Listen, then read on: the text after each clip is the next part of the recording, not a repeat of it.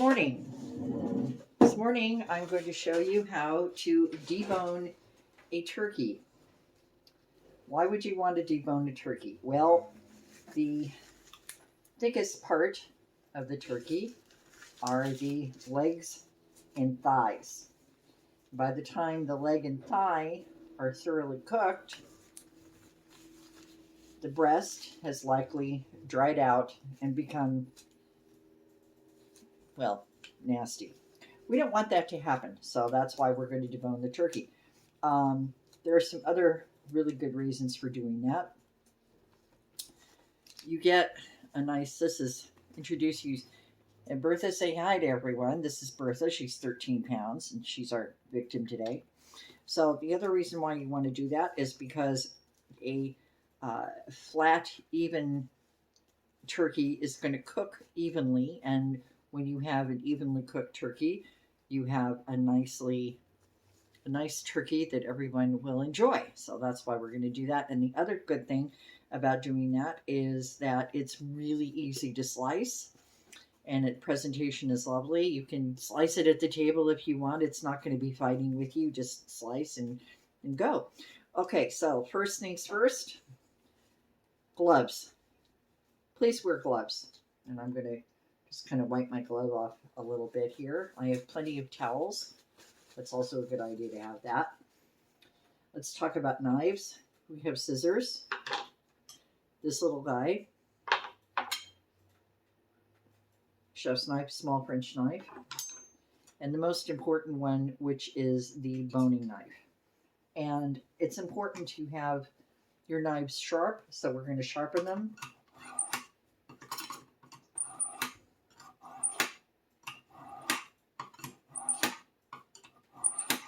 I sharpen my knives quite frequently. Oops.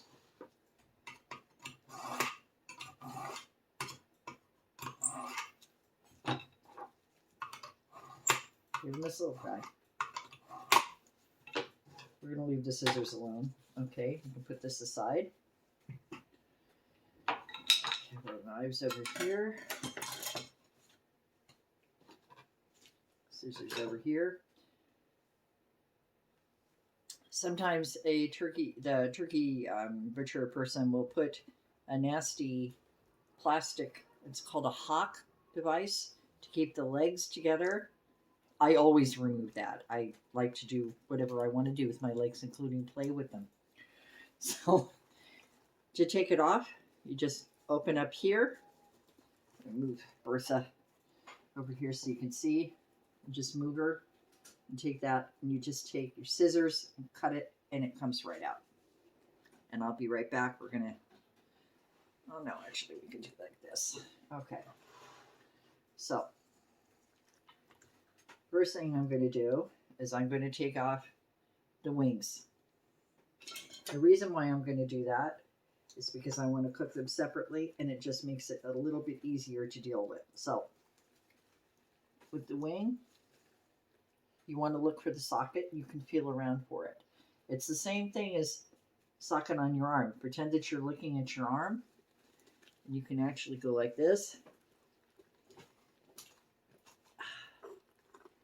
And you'll hear a pop. And you can feel it about here.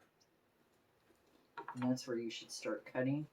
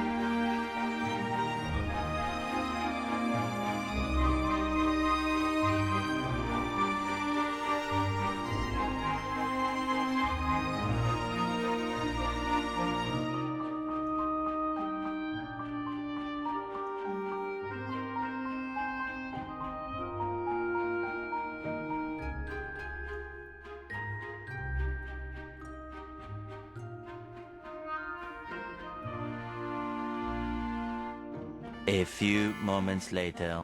And there you have it. Bertha deboned and roasted to perfection.